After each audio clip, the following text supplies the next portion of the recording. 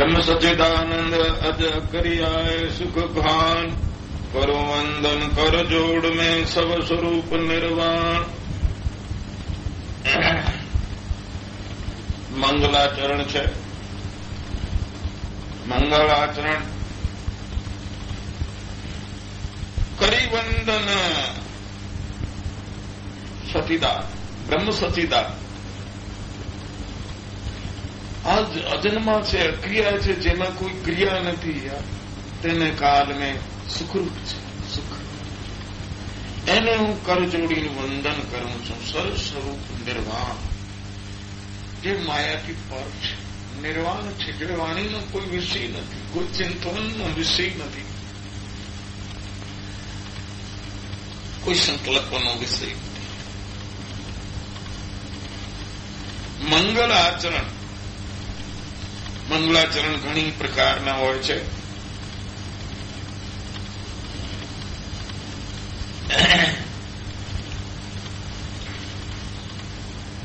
સગુણ નિર્ગુણ વસ્તુ નિર્દેશ રૂપ મંગલાચરણ હોય છે, નમસ્કાર રૂપ મંગલાચરણ હોય છે, આશીર્વાદ રૂપ, એમ અનેક પ્રકારના મંગલાચરણ હોય છે. પણ અહીંયા મંગલાચરણનો એવો અર્થ કરવાનો છે કે જ્યાં આપણે ઘણી નદીઓને પૂજનીય માનીએ છીએ, એ નદી પૂજા કરવા જઈએ ત્યારે એક નદીની પૂજા થઈ શકે છે.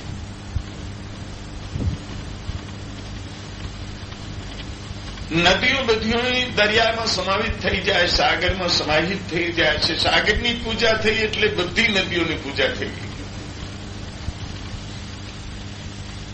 અહીંયા એક પરમાત્મા સચ્ચિતના આનંદરૂપ નિર્વાણ પરમાત્મા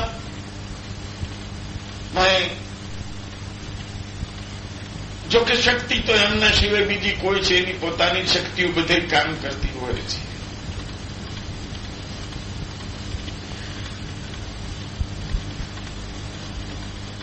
જેમ દરિયાનું જ પાણી ખરેખર ઉપર થઈને પછી વહી એ નદીઓમાં આવે છે, ક્યાંક તળાવો, કઈક નદીઓ, નેળા, નાળા,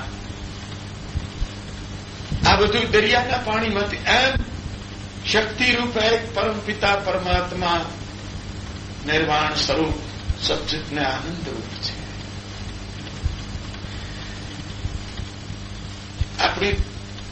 આપણને અજ્ઞાનથી એમ લાગે છે કે બીજી શક્તિઓ દેવી દેવતાઓ નહીં, ક્યાંય નથી. જેમ દરિયાનું પાણી જ બધા એને ખરેખર પાછું કુદરતી રીતે બહપાસ થઈને જેમાં આ પૃથ્વીને ભીજવે છે, નદી નાળાને વહેતા કરે છે, એમ બ્રહ્મ સચ્ચિદાનંદ પરમાત્માની શક્તિ છે વધે. અને એક એમની પૂજા કરવાથી બધાની પૂજા થઈ જાય છે. એક એમનું આરાધન કરવાથી બધાની આરાધના થઈ જાય છે. કારણ કે સત્ય એક છે, બાકી તો ઠીક છે, કલ્પના છે. કલ્પનાની આરાધના પ્રાર્થનાથી કોઈ કલ્યાણ થતો નથી. વાસ્તવિક સત્તા છે, ત્યાં જાઓ, ત્યાંની આરાધના પ્રાર્થના કરો. તો અહીંયા જેમ સાગરને પૂજવાથી બધી નદીઓનું પૂજન થઈ જાય, એમ પરમપિતા પરમાત્મા જે નિર્વાણ સર્વવ્યાપક, સર્વમાં, મારામાં, તમારામાં, ઘટોઘટમાં અને અણુઅણુમાં જે સદાકાળ સર્વવ્યાપક છે, ત્રણે કાળમાં કોઈ ક્ષણમાં પણ એ રાય બહારની કોઈ માહિતી પરિવર્તન નથી આવતો. એવા પરમપિતા પરમાત્માનું આ મંગલાચરણ કરવામાં આવ્યું છે, જે બધા ફળોને આપવા વાળું છે. એક કે ફળ અપૂર્ણ નથી રહેતું. એ પરમાત્માની અહીંયા આરાધના કરવામાં આવી છે, નમસ્કાર કરવામાં આવ્યા છે, સ્તુતિ કરવામાં આવી છે, પ્રાર્થના કરવામાં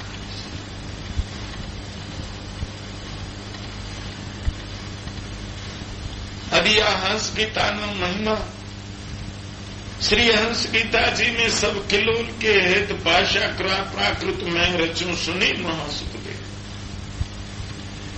आ हंस गीता की महिमा शू कहूं छू?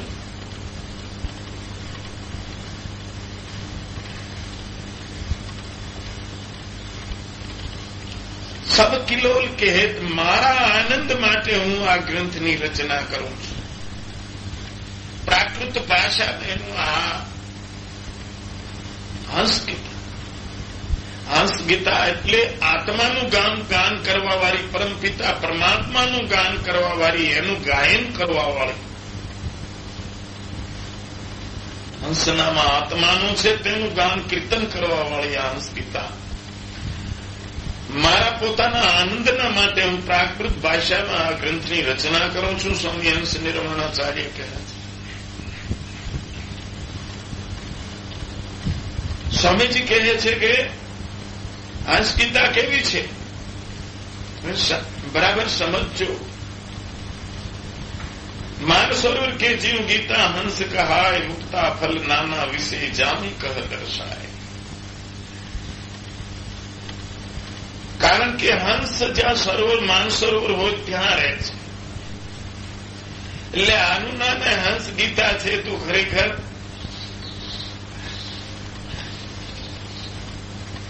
જેની અંદર મોતીઓ હોય, સાચા મોતીઓ હોય, એ માનસરોવરમાં હોય. તો આ હંસ ગીતા છે, હંસોનું સ્થાન છે, હંસોનું વિહાર કરવાનું, આનંદનું, અરસપરસ એકબીજાને શોભાવવાનું આ સ્થાન. જિજ્ઞાસુ ના માટે આ હંસ ગીતા જેમ માન સરોવરમાં જેમ હંસને જેટલી જરૂર હોય છે, અને ખરેખર સરોવરને જેમ હંસની એટલી જરૂર હોય છે, કારણ કે હંસ હોય તો સરોવર સૌભાગ્ય છે.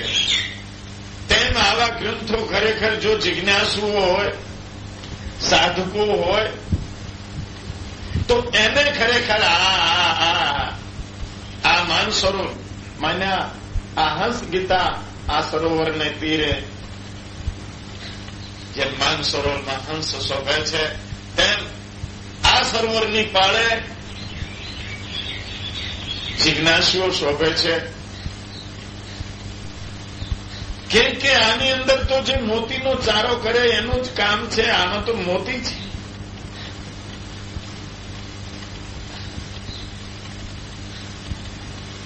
મુક્તા ફલ નાના વિશે જામાય. નાના નાના વિશે મોતીઓનો જેવા, સાચા મોતીઓના જેવા છે, એમાં કહીને અમે દર્શાવ્યા છે બરાબર. અને એને જો ચુગ ચુગ ખાવે હંસ કે ગુણગ્રાહી નિર્દોષ, બગસન અવગુણગ્રાહી જન પટત ન લહી દોષ. એ હંસ ગીતાનો જો ચુગ ચુગ જો ચણી ચણી ખાય, એને કિનારે બેસીને એનામાં મુક્ત રીતે તરીને હંસ ગીતાના ખરેખર ગ્રહારાઈમાં જઈને આ મોતીઓની શોધ કરે સાધકજનો, જિજ્ઞાસુઓ, ભક્તો, યા તો હંસો હંસા એને કહેવામાં આવે છે. જિજ્ઞાસુને જે ગુણગ્રાહી હોય,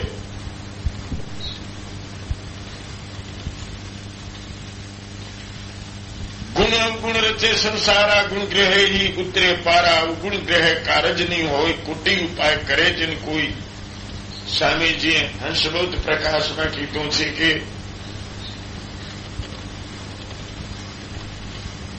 આ મોતિયાનો ચારો,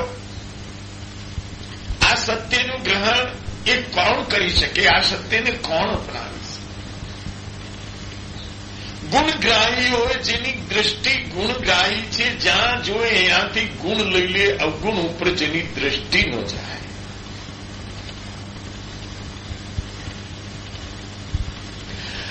અવગુણ રૂપ તો આ માનીએ તો બધો સંસાર અવગુણ રૂપ જ છે.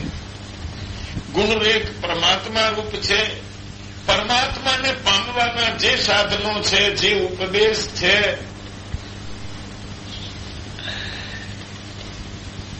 એ જે હરિગુરુ સંતોએ એને અપનાવવાનું, ગ્રહણ કરવાનું કીધું છે, એ ગુણોને અપનાવવા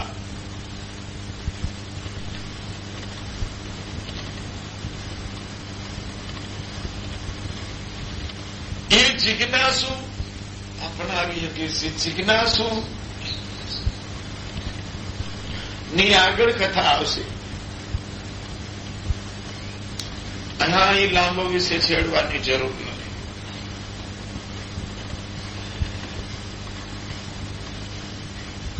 ગુણગ્રાહી રહેવું જોઈએ. ખરેખર ગુણગ્રાહી એને જ કહેવાય કે પોતાના કલ્યાણને હું જરૂરી છે. બીજું તો આ જગત બધું અસત્યનું છે. આપણે ખરેખર એ આપણી હામો જ છે. સત્યને જોવા માટે આડે પડદો જ છે તો આ અસત્યનો છે. તો ગુણગ્રાહી દૃષ્ટિથી આપણે આ અસત્યના પડદાને તોડી શકીએ છીએ.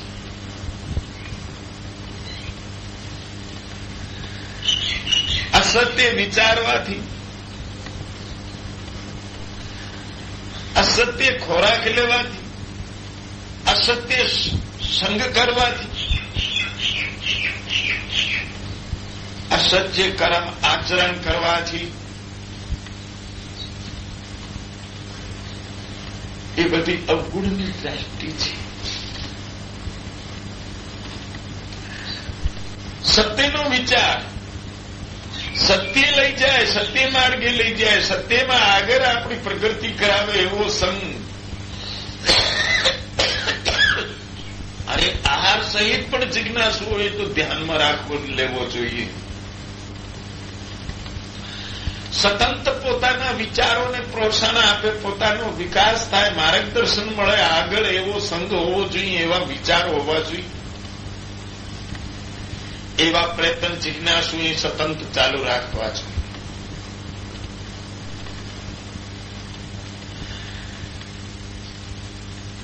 ગુણગ્રાહી દૃષ્ટિ રાખીને આપણે જો ખરેખર આ જગતમાં જો વિચરીએ, જીવીએ તો જરૂર ખરેખર એક દિવસ આપણી યાત્રાને, આપણી મજલને, આપણા ઇષ્ટને, આપણા સ્વરૂપને આપણે પ્રાપ્ત કરી શકીએ. એટલે કથા સાંભળવામાં પહેલું જ બરાબર ખરેખર ગુણગ્રાહી દૃષ્ટિથી સાંભળવો જોઈએ. તો આની અંદરથી ખરેખર જે કાંઈ મોતીઓ છે આ હસ્તિતાની અંદર એને આપણે ખરેખર પ્રાપ્ત કરી શકીએ. અવગુણ રાખીને પછી સાંભળશો તો એને સંતોષ નામાં આનંદ નહીં મળે. એની માનસિક શાંતિ તો આપે છે, કારણ કે આ તો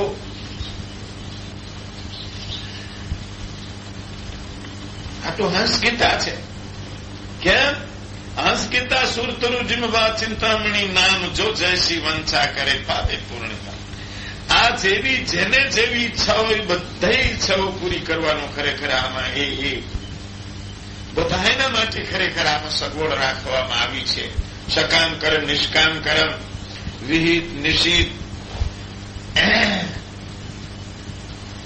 પરમાર્થિક, આમ કર્મનો વિભાગ પાડી પાડીને આ હંસગીતાની અંદર સ્વામીજીએ જે ઈચ્છા કરીને ખરેખર કલ્પતરુની નીચે, કલ્પતરુ તો એક શાસ્ત્રોમાં વર્ણન છે કે દેવલોકમાં ક્યાંક વૃક્ષ છે, હશે કે નહીં, જે હોય તે, પણ કલ્પતરુ આ હંસગીતા જેવા કલ્પતરુ નીચે બેસી અને એને જે ઈચ્છાઓ હોય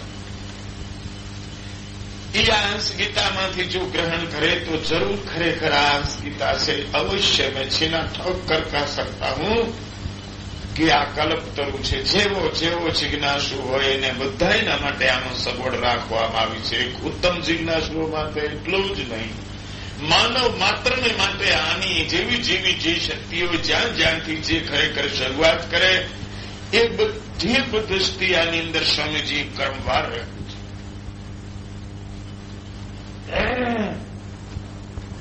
તો ઈચ્છા કેવી છે એ તો કેવી ઈચ્છા કરવી જોઈએ એ સાતકે પોતે વિચારવું જોઈએ કે બધી આશાઓ છે નિરાશક છે, પરમાત્મા સિવાય આશા તો એક જ પરમાત્માની હોવી જોઈએ, ઈચ્છા તો એક પ્રભુ પ્રાપ્તિની, મોક્ષની હોવી જોઈએ. એ પણ સંસ્કારો ઉપર આધારિત હોય છે. જેટલા સંસ્કાર હોય એવું પરમાત્મા કનેથી માંગે છે. માંગવા વાળાને કાંઈ ખબર નથી હોતી.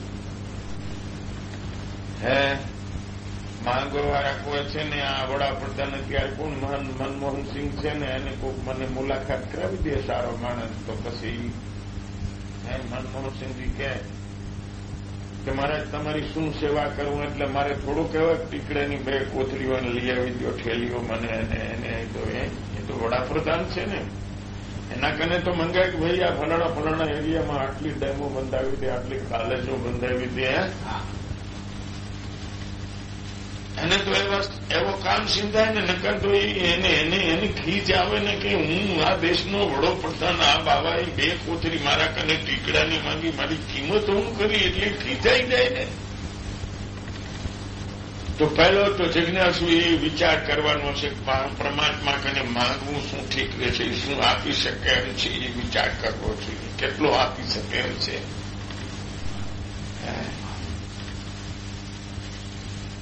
પરમાત્મા કઈ પોતાનું રાખતા નથી. જે જીવ ત્યાં જાય છે એને પરમાત્મા અલગ તો નથી રાખતા, પણ પોતાનું કઈ નથી રાખતા, બધું મૂકી દે છે. આવા પરમાત્મા કને સમજીને કંઈક માગવું જોઈએ. તો માગો તો સમજીને માગજો. આંસકીતા તો બધું દેવાવાળી છે. તો કલ્પતરુ જેવી છે, કલ્પ વૃક્ષ જેવી છે. એવું પણ ખરેખર કોઈ જિજ્ઞાસુઓને એવી પણ શંકા, એવા વિચાર આવે કે ભાઈ તો ગ્રંથો તો આવા ઘણા રચાણા છે, સંસ્કૃતમાં છે, પ્રાકૃતમાં જે છે, તો પછી સ્વામીજીને હંસગીતા રચવાની શું જરૂર પડી છે? ત્યાં ખુલાસો દીધો છે. આગે સંતાનત ही रचे ग्रंथ जग आही खेत सर्व के सार को धरा ये किया मार. समय प्रमाणे जो देशकाल चालता था, जो विचारो चालता હતા, वो प्रमाणे समय अनुकूल संतोએ કઈ ગ્રંથ રચ્યા છે, માન ગ્રંથો છે બધા. તેમાં કોઈ ત્રુટી ખૂટ્યું નથી. પણ વિચારોમાંથી બી આવરણ આવી જાય છે.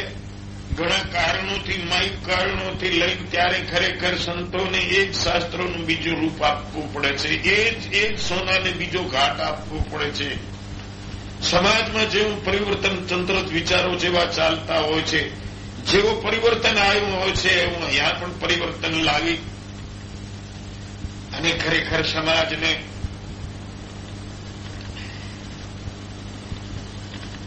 એક સત્યનું જ્ઞાન કરવા માટે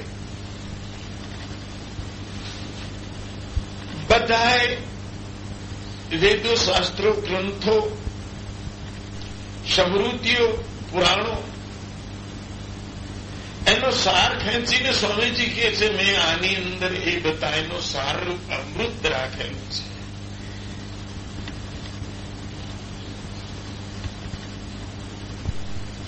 એનો નિચોડ, એનો પ્યોર અમૃત ખીચીને આની આ ગીતાની અંદર મેં રાખેલો છે. સંતોએ ગ્રંથ ઘણા રચ્યા છે, પણ સમયને અનુકૂળ, દેશકાળને, સમાજના પરિવર્તનને લઈ અને એ જ સોનાને મેં બીજો ઘાટ આપ્યો છે. સોનું જ છે, એમાં કોઈ પરિવર્તન નથી. પણ સમાજમાં જ્યારે વિચારોનું પરિવર્તન આવે છે, વાતાવરણનું પરિવર્તન આવે છે, ભાષાનું પરિવર્તન આવે છે, આ બધાને ધ્યાનમાં રાખીને વર્તમાનમાં સમાજને શેની જરૂર હોય છે એનો વિચાર કરીને આ ગ્રંથની રચના કરવામાં આવી છે. હવે નિમિત્ત માત્ર કરતા શું મેં હંસગીતા કા જન, ये तालु की पुतली, सत्कर्ता भगवान. भाई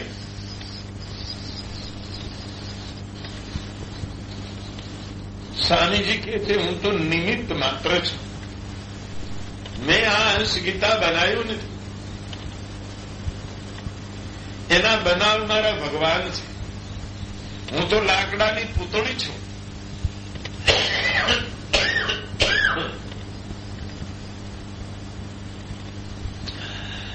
ભગવાન મને નચાવે એમ નાચું છું. જેમ મદારી લાકડાની પુત્રીને નચાવે છે ને એમ પુત્રી નાચે છે, એવા હાવભાવ કરે છે. જે પ્રકારનો મદારી દોરી સંચાર કરે એ પ્રકારની એ પુતળી લાકડાની નાચે છે. એમ ભગવાન મને જે પ્રકારનો ખરેખર સૂત્રધાર કરે છે,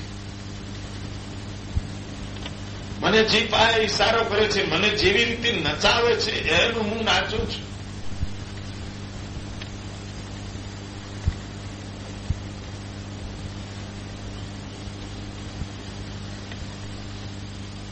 મહાપુરુષોની આપ જો આવા યુગ પુરુષો પણ એમ કહે છે કે હું તો નિમિત્ત માત્ર છું. જે કાંઈ કરી રહ્યા છે, જ્યાં કરશે કાંઈ તે પરમાત્મા કરે છે, પરમાત્મા કરશે.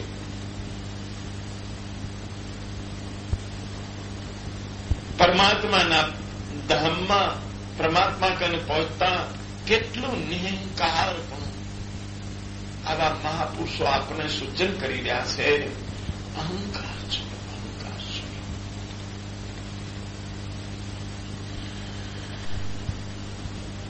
બરાબર છે.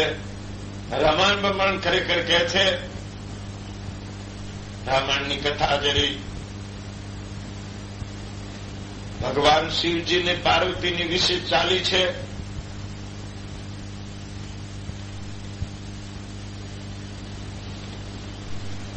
ત્યારે પાર્વતીએ એવી શંકા કરી છે, નારદજીનું જ્યાં ચારિત્ર આવે છે રામાયણમાં, તો નારદજી એક વખત આમ જો સ્પષ્ટ થઈ અને લગ્ન કરવા માટે ઉતાવળા થયા અને ભગવાનને શરાબ દીધા, ટૂંકમાં કહું છું. તો એ સાંભળીને પાર્વતીજી કીધું કે જ્ઞાની પુરુષ નારદજી ખરેખર આવું કેવી રીતે કરી શકે, આ મને સમજાતું નથી. ત્યારે ભગવાન શિવ કહે છે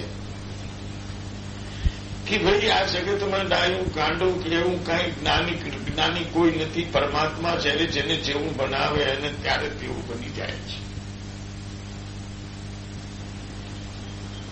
એટલે સ્વામીજી કહે છે કે મને પરમાત્મા એ નચાવ્યો અને હું નાચું છું. હું મારી ઈચ્છાથી નથી નાચવા, પરમાત્મા નચાવી રહ્યા છે અને હું નાચું છું. એને ઈ નચાવે નાચું છું. અહીંયા મારાથી કઈ મારી રીતે કોઈ નાચ કરી શકાય નથી, કઈ બતાવી શકાય ના કે આ તો ઈ નચાવે છે ને હું નાચું.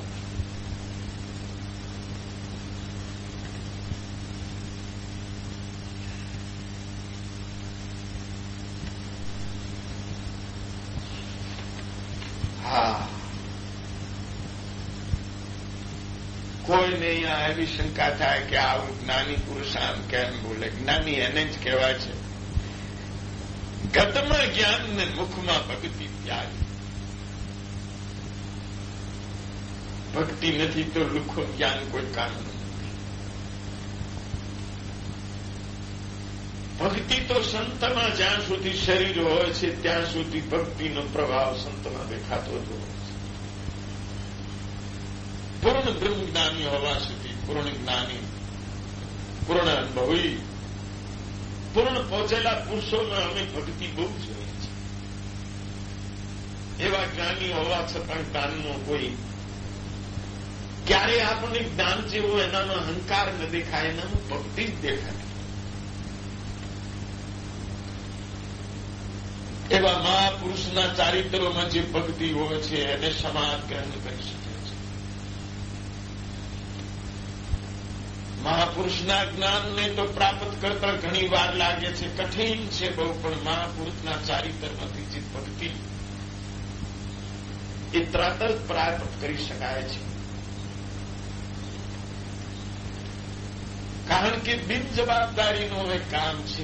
બિન જવાબદારીનો તો તેમાં જવાબદારી નથી રહેતી. માત્ર ધંધો કરવાનો, માત્ર કર્મ કરવાનું રહે છે, માત્ર પુરુષાર્થ કરવાનું રહે છે, ફરજ બજાવવાની રહે છે.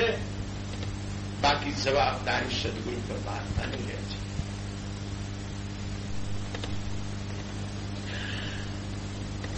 સ્વામીજીએ ભક્તિને બહુ પ્રાધાન્ય આપ્યું છે.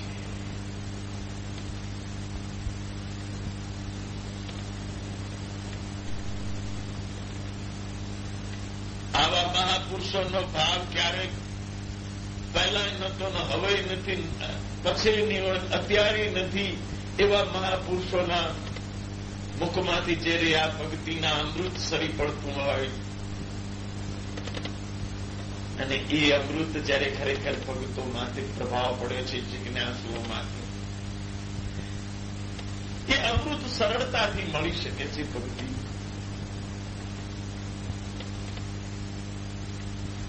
એટલે સ્વામીજી કહે છે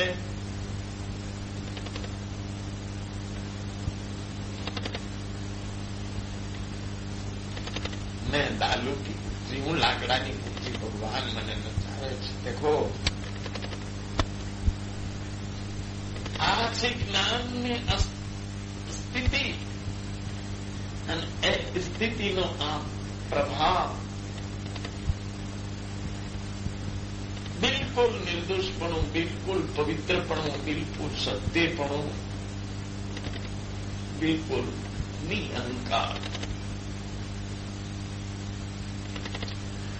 સજનો ભક્તિને રાખજો હૃદય.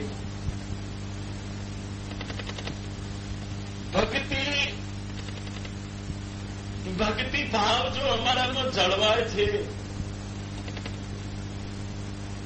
ભક્તિનો સંચાર કાંઈ ચાલુ રહે છે, તો જેના દ્વારા દૂષણો, કામ, ક્રોધ આદિ, શોક, મોહ, લોભ, ઈર્ષા, દેખાઈ આદિ દુર્ગુણો, આસુરી ગુણો અમારાથી માત્ર ભક્તિના પ્રભાવથી અમારામાં જ્ઞાન કાંઈ ન હોય, પણ અમારી એક પરમાત્મા તરફની જે ભાવના છે, અમારો જે પરમાત્મા તરફનો જે વિશ્વાસ છે, અમારો જે ઈ તરફનો જે ખરેખર પ્રેમ છે, માત્ર એક પ્રાપ્ત કરવાની અમને પીડાની લય લાગી છે. એવો કાંટો જે અમને ખટકી ગયો છે, ઘૂસી ગયો છે અમારા કલેજાનો, માત્ર वो કાંટો, એ કાંટો એક પરમ અસ્ત્ર બનીને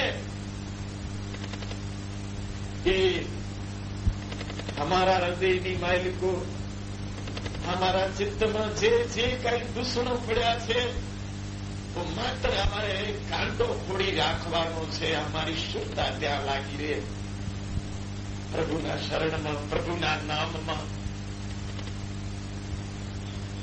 પ્રભુના લીલાઓના ચિંતનમાં.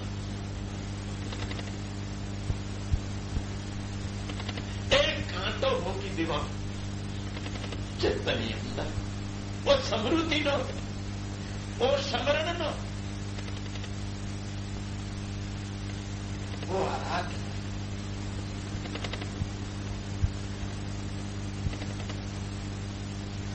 કોઈ પણ તકલીફ આવે,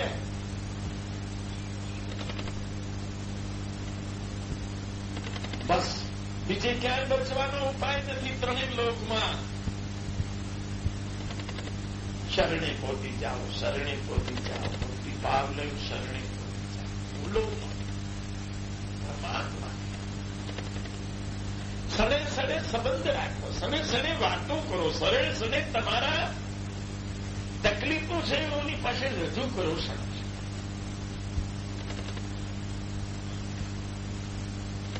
માંગો ત્યારે આપે ને, ત્યારે વાર કરે ને. તમે હજી સક્ષમ છો, તમને એમ છે કે અમે કરી લઈશું, એટલે ભગવાન જોઈને ઉભા છે, તમારું જોઈ રહ્યા છે. માં જેમ છોકરો કામ કરતો કે પ્રાગત રહે છે નથી કરતો, તો એ જોયે છે ભગવાન. તમે તમારી હિંમતથી કરી રહ્યા છો, તમારા બળથી કરી રહ્યા છો, છતાં ભગવાન તમને જુએ છે. એ કરતો એની પર કરવા દે, નીકળી કરવા દે, ઓછો ના કરી તો પછી છણું લો. તો જોવે છે હજી ભગવાન આપણે આપણો કેટલો હિંમત કરે છે ને કરશો તમારે ત્યાં પહોંચાડવાનું છે.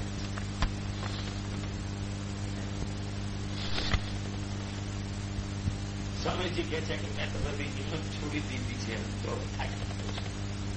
હવે તારે જે કરવું હોય કઈ અહીં અહીં રાખવું હોય, કઈ પહોંચાડવું હોય, જેમ કરવું હોય તું ન જાય.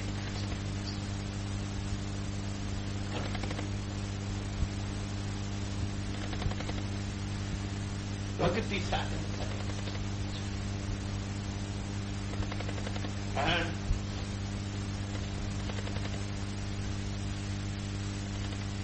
ભક્તિની વાતો સૌ જન લાવે, ભક્તિ ભેદ કોઈક જન પાવે, જાણે વિરહની હતી.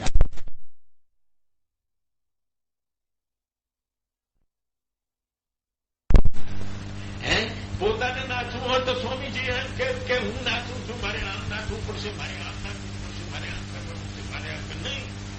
હું નાચતો નથી, મને નચાવે છે એમ નાચવું ઠીક પડે, એવો નચાવે છે, મારે કઈ લેવા દેવા જ નથી.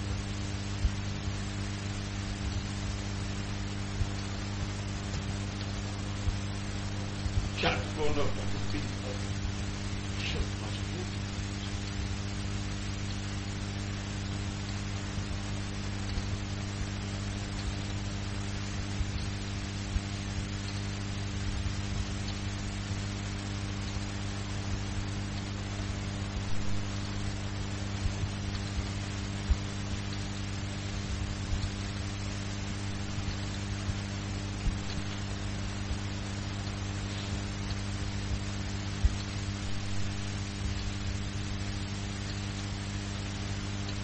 साधु गोर्धनदास की प्रार्थना को मान एक 80-9-10 आरंभ करा सूचा.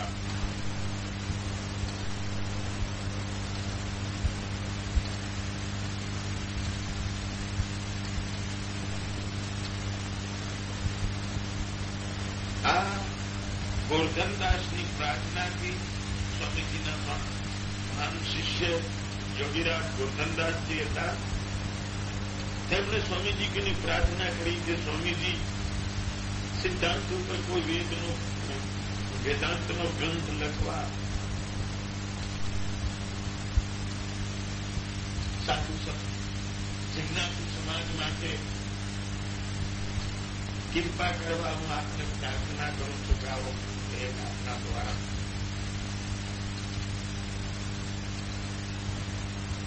કોઈ પ્રગટ થવો જોઈએ એવી મારી ઈચ્છા છે. ગોર્ધનદાસજી મહાન વિદ્વાન જ્ઞાની કા સમજતા હતા. સ્વામીજીની શક્તિઓને, સ્વામીજીની વિદ્વતાને, સ્વામીજીના જ્ઞાનને આપતા અને તેમ કઈ છૂટતું. સંગીત પારંગત કહી તો કઈ ખોટો નહીં. શબદ સાગર નામના ગ્રંથમાં વેદાંત પર 936 પદો છે. તેની અંદર રાગ રાગણીનો અભ્યાસ કરીને કોઈ સંગીતકાર હોય ખરું થઈ જાય.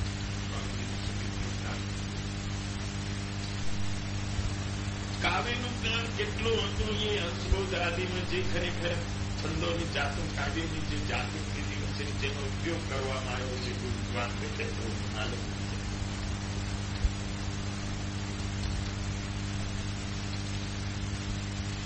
કાવ્યશાસ્ત્રમાં કેટલા સ્વામીજી પારંગત હતા. પોતો એમના ગ્રંથો જોવાથી એમના છંદો કાર્યોની કેટલી પ્રકારની જાતો છે તેની અંદર એ સંખ્યા જોવાથી ખરેખર પોતાને અનુભવ થઈ શકે છે. પોતાના સાહિત્યને જે વેદાંતનું સતત ભંડોળ વાપર્યું છે ને એને જો ખરેખર જોવાય તો એને ગમે વ્યક્તિને તારીફ કરવી પડે કે આની પાસે કેટલું શબ્દ ભંડોળ છે. અને એ વેદાંતના શબ્દોને એટલા બધા સરળતાથી ખરેખર એ નંગ ગોચવા છે કે અભણ લોકો ખરેખર જે મોતીઓ ચણી ચૂકી અને આજે પોતાનો ખરેખર અધિકાર પ્રાપ્ત કરી રહ્યા છે, અધિકાર પ્રાપ્ત કરી લીધો છે. કોઈ લોકો એમને ખરેખર ભમાવી ભટકાવી શકે એમ નથી. આમ આમ તેમ કહીને, કેમ કે જેને ખરેખર વેદના વિચારો માટે ખરેખર ઉભા કર્યા છે સ્વામીજી. હિન્દીમાં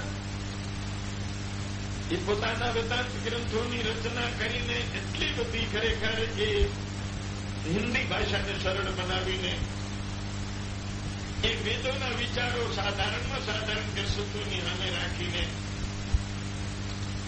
એમના વેદોના વિચારની ખરેખર જે સમજણ આપીને જે વેદ વિચારો માટે ગ્રસ્તો સ્વામીજી ઉભા કર્યા છે એ આ ખરેખર ભારતની અંદર એક ખરેખર નવો અધ્યાય છે. સંતો ઘણા આવ્યા છે, બધાએ મહાન કામ કર્યા છે, એમાં બેમત નથી. પણ જે પડી ગયેલા સમાજને જે હરિજનો છે, જે પંડિત છે, જે કોરીઓ છે, કે એને જે સમાજે જે ખરેખર તિરસ્કારી નાખ્યો છે કે એને કોઈ જીવવાનો જાણે અધિકારી માનવ તરીકેનો ન હોય, કોઈ ધર્મની એને કાંઈ એને કાંઈ જરૂરી ન હોય, એવી રીતે લોકોએ ખરેખર સમાજે જેને માનવતાનો અધિકાર છીનવી લીધેલો, પશુથી પણ અળગા અને આગા ઉભા રાખી દીધા છે ને. પશુ આંગણામાં ઘરમાં આવી શકે, કૂતરા મીંડણા આદિ, પણ માનવ નો આવી શકે.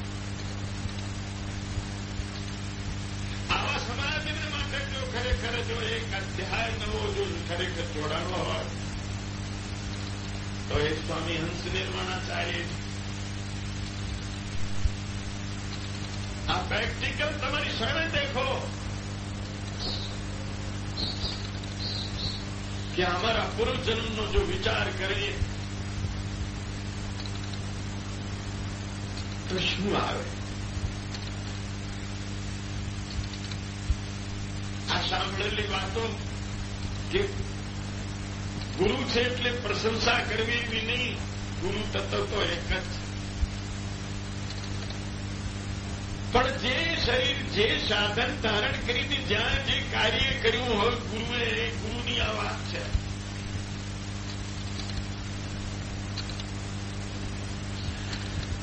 આજે મને વિશ્વાસ છે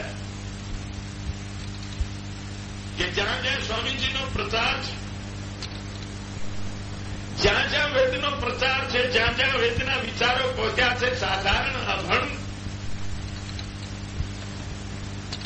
અને સમાજથી બહાર ફેંકી દીધેલા પશુઓને હાથી પરા ફેંકી દીધેલા જે સમાજની અંદર જે સ્વામીજીના વેદના વિચારો જે પહોંચાડ્યા છે સ્વામીજી, તે આજે એમને કોઈ ખરેખર કોઈ હીરાને માર્ગે ક્યાંય ત્યાં ભટકાવી શકે એમ નથી.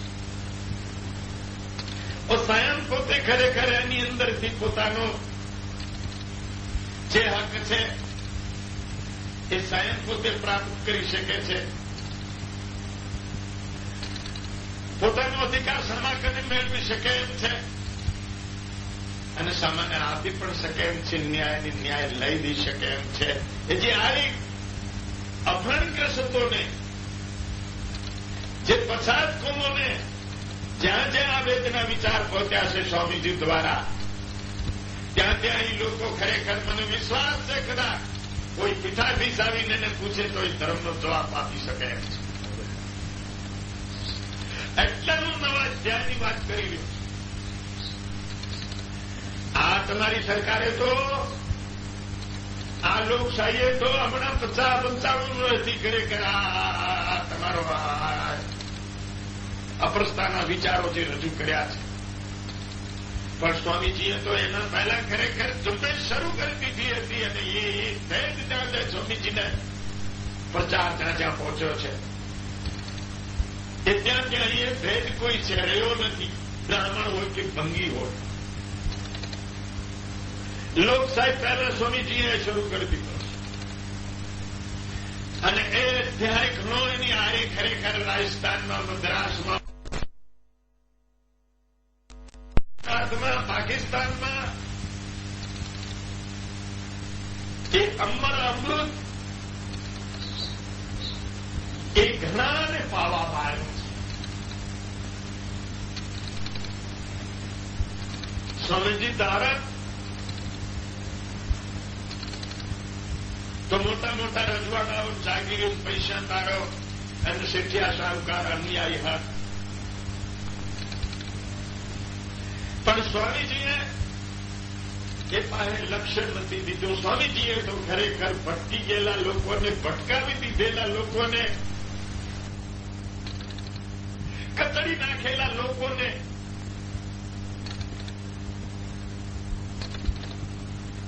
આ સ્વાર્થીઓના પંજામાંથી કેવી રીતે મુક્ત કરવા.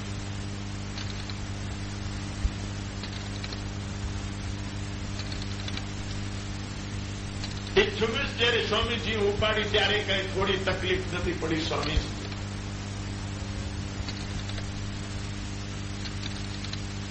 જે મહાપુરુષો આવે પડે છે. એટલે નવા ધ્યાનની વાત હું એમ કરી રહ્યો છું કે જે સમાજને આંગણામાં ઉભા રહેવાનો અધિકાર નતો, લોકોના આંગણામાં, પાડોશીના આંગણામાં, ગામના કોઈ લોકોના આંગણામાં ઉભો રહેવાનો અમુક જાતને અધિકાર નતો,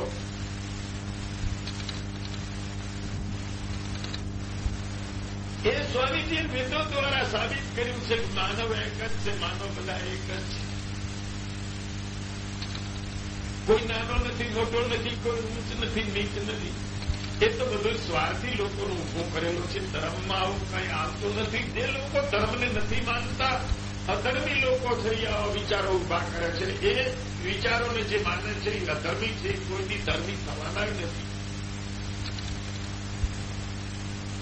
અરે તું તારા પોતાનો ખરેખર એ પ્રતિકાર કર્યો છે ભાઈ. સમજ, ઊંચો નીચો એટલે શું? એવું શું છે? એક જ આ પ્રભુની પ્રકૃતિથી આ બધું જે દાન જે કાંઈ બને છે, બધું પ્રગતિથી બને છે. એ અન્નથી એ લોકો ખાય છે, એનાથી રજવીર્ય બને છે. એ જ ઈશ્વરના પાણી, પ્રકાશ, પવન, આ બધું પૃથ્વી એ જ પરમાત્માની છે. આ બધું પરમાત્માનું છે. કોઈ જાતિ જ્ઞાતિવાળા કોઈ નોખું ખૂન કે કોઈ નોખી માટી લઈ શું આવ્યા છે? નોખું તે આમાંથી નોખું ઊંચા નીચા જેવું શું નીકળે છે? અરે નીચો કનિષ્ઠ કુર બીજાને નીચા માનવા વાળો કુર છે એવો કોઈ બીજો કુર આત્મા નથી. સિદ્ધિ પારખ પડી છે. હાથી આ ઈશ્વરનો આદેશ છે. બીજાથી અફળાવાળો, બીજાને નીચા માનવા વાળાથી બીજો કોઈ કુર નથી. એના સિવાય કોઈ કુર બીજો નથી. આ જ કુર છે.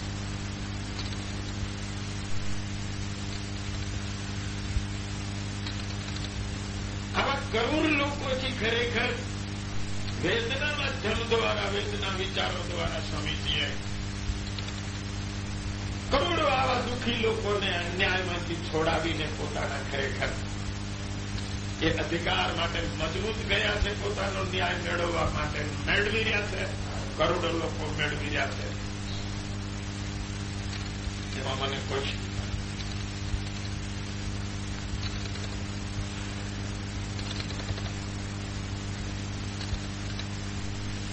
તો સ્વામીજીમાં તો માનું યુગ પુરુષમાં શું ન હોય.